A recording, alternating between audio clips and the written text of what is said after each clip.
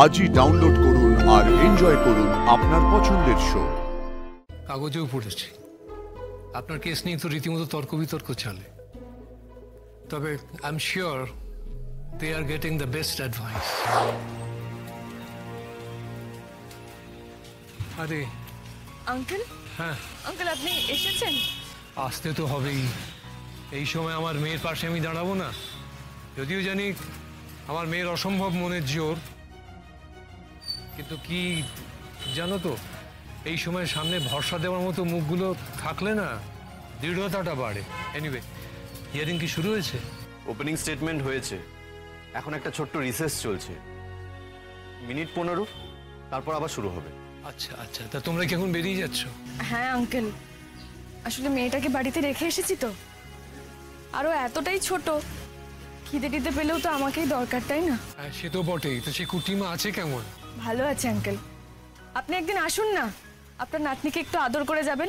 হ্যাঁ হ্যাঁ, যাবো তো বটেই, যাবো। ও কিন্তু এখনো আপনার আশীর্বাদ পায়নি, ওকে এই পৃথিবীতে সুস্থভাবে আনার জন্য আপনারও তো অনেক অবদান আছে। আমি কি করেছি? আরে যেতে তো হবেই আমাকে, সম্পর্কে তো সে আমার গার্লফ্রেন্ড। আচ্ছা, আমি তাহলে যাই ভেতরে। আঙ্কেল, হ্যাঁ, সার্থক আসবে না তাই না?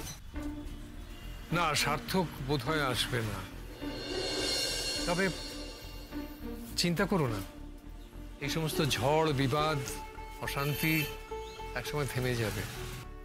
আসলে কি জানো, সময়ের পলি পড়ে সবকিছুই থিতিয়ে যায় এক সময়, কিন্তু সময়টা যে চলে যাচ্ছে সেটা তো মাথায় থাকে না কারো। তবে একদিন ওরা রিয়েলাইজ করবে যে মিথ্যে অভিমান করে জীবনের কতখানি মূল্যবান সময় ওরা হারিয়ে ফেলল। যাই হোক, তুমি দুশ্চিন্তা করো না, দেখবে একসময় সমস্ত মিলেমিশে গেছে। আমিও ঠিক এটাই বলছিলাম রাইকে, মান অভিমান এগুলো তো ভালোবাসারই অঙ্গ। আমি তো বুঝি, আর আমার মনে হয় রায়ও কিছুটা বোঝে। সার্থক স্রোতকে নিয়ে চিন্তা করে বলেই তো এত অভিমান জমে আছে ওর ভেতরে। আরো একটা জিনিস যে দুজনের মধ্যেই খুব প্রবল, সেটা হচ্ছে পাহাড় প্রমাণ ইগো। তবে আমার বিশ্বাস যে ইগো ছেড়ে ওরা ভালোবাসার হাত ধরবে, অভিমান ভুলবে। যাক, তোরা এগো, রাই, টেক কেয়ার, কেমন? ওকে, এগোলাম।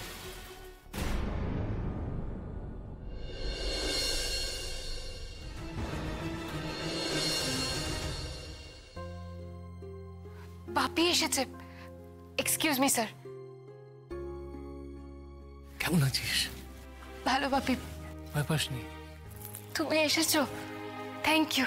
আসবো না, আমার মেয়ে আছে। আর বাবাকে থ্যাংক ইউ জানাচ্ছিস? তাহলে তোমার না আসাই ভালো ছিল। ধুর, না, তুমি এসো এদিকে, এসো। স্যার, আমার বাপি, doctor Prantosh Sengupta. Hello sir. সম্পর্কে আমার শ্বশুরমশাই, কিন্তু আমার বাপি। আমি আপনার কথা অনেক শুনেছি, আপনার চিকিৎসা পদ্ধতি, আপনার সার্জারি সুখ্যাতি। আপনি তো এখন জীবন্ত কিংবদন্তি চিকিৎসক হয়ে গেছেন। সে তো আপনার কথা অনেক শুনেছি, শুধু আমার মেয়ের মুখে নয়, কাগজেও পড়েছি। আপনার কেস নিয়ে তো রীতিমতো তর্ক বিতর্ক চলে, তবে I am sure they are getting the best advice.